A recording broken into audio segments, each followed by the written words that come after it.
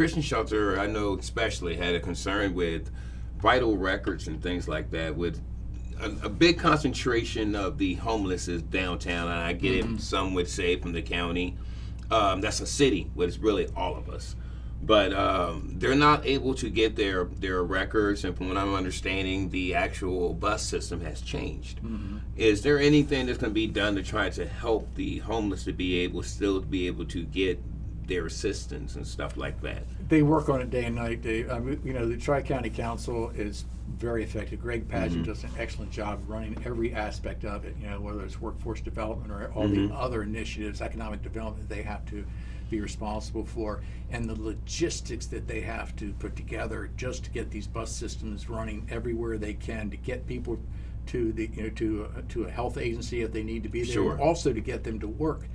And you can't take a bus to everyone's house. They've adapted a little more over this last year, where they're actually going to smaller services instead of just having big buses that go everywhere, which I thought was so foolish anyway. Right. Smaller things. Other words, if they became like an Uber type system, Sure. that might be more efficient. I just am not so convinced yet that the bus routes are really, I don't know a lot about all the numbers enough to know, but I think it may be more efficient. And they have reduced it, so they're going with smaller buses, which I think may allow them to increase their routes. So they're working on it day and night. But so as far as for vital records, that's been something that's been they've been able to get that from either from the library, or I think the health department being downtown. But both the library and the health department is both moving. Right. So are we going to think about maybe putting in some kiosks for those that don't have cars? Well, they are going to have some type of services still downtown. They'll have sort of a satellite downtown. The library will. The health department will probably stay at Verizon, but then again, I'm sure that once the transit group looks at that, then they'll adjust they certainly will adjust their routes to go to the Verizon building, and if necessary to go to where the former War Museum was. Yeah. Okay. They're very efficient in what they do. Awesome. Yeah. Awesome. Here's a question that I have, and it's a curiosity, and I'll start off by mentioning something from my own school. Last school year, there was this issue with say pepper spray, self-defense. We wanted to end this ban on pepper spray, and the way that we went about it was doing a bunch of media publicity, things like that.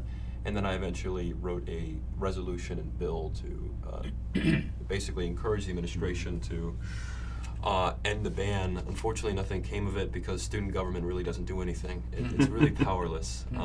So I'm wondering first what the process is like for a bill being introduced and passed and implemented at the county government level in Wicomico, and secondly, a bill that you've introduced to the council that you're really proud of that's had like a positive effect on the community. Good questions. That's a good question, but I don't know if I have the total recall to give you that one, Colin. I really don't. There are. He's been on there for a little bit of time. The one thing I did do was very early on, we knew that there was this a really progressive environmental group that were against the poultry industry 100%, and they were working their way through Accomack County, and I saw that was happening, and I said immediately to the council members that we need to act proactively instead of reactively. We've got to get something on the books right now and kill this, nip this in the bud right now. And it was incredible that we acted as quickly as we did and as soon as we did to establish some type of regulations that would, the county didn't have any real regulations as far as poultry houses, right? Right. So we established a process where the poultry houses would have to be so far from a property or road. They would have to have 3 layers of berms for protection. Here's the irony. Everything we took, we did it straight through the processes that were already in place through the Delmarva poultry industry. They were self-regulating in Wicomico County. So we didn't hurt the industry, because I've always said never pass legislation referencing an industry if you haven't first addressed it with that industry. So we worked right along with them. It gave us everything we needed. It did the job that was necessary, and then sure enough, they came up from Accomack and they flooded our chambers for it went on for probably 6 or 7 months. There were even meetings at the Civic Center. They brought a group down from the Johns Hopkins University, somewhat affiliated with that, and with all these reports and the data about how negative the impact of poultry houses are on the communities. Interesting thing is they never used the term poultry houses quite so much as they did CAFOs. because CAFOs encompass poultry houses, cows, pigs, and everything. And of course, you get a little less regulation, a little more problems with that whole group. But they never mentioned poultry. So this report that they gave us is about 35 pages. I read through the entire thing, and I went through the footnotes. And when I saw data referencing poultry houses, finally just poultry houses, I'd look it up. I go to the footnotes. What I found out was the study they were referencing was a study done in Italy in reference to poultry houses in North Vietnam. So I came back to them and I said, we've had the poultry industry in the state of Maryland for 100 years. Don't you have any data? Where's your data? Nothing. So that was one issue where we really took proactive measures and managed to keep the peace by that and maintain a really productive poultry industry in Wycomico County. So I thought that worked out well. So and let us know this. Thank you, of John, for that. I'm noticing over the years that the council has worked together, and then from the council, as being a council president, you've been the spokesman, right? Now, the city has always had a mayor, right? So for them to think about recalling the mayor is kind of absurd. But so for their council president to try to do the executive form would be absurd. But on the county level, without the executive form of government, with a 7-person form of government, right? Right. Would the council president be technically the executive form, like the figurehead? To a certain extent, whereas though, and this is what we do even today. Okay. You're going to go into a session, or you're going to have a vote, and there may be some council people that don't really like that, and I may even vote against it. Matter of fact, that's happened before. But as president of the council, you represent that body, and what you deliver to the public is exactly what everyone has decided as a group. There's no way in the world that the council would vote on one issue, and I would just get up there and and stomp my feet and say, I don't really like this, but here's what we're going to do. No, you just, you have to be very diplomatic about it, let them know where we stand, and that's how it's going to be. Okay. That makes, I understand. I guess my last question would be, and this is a general one, what's your secret to success?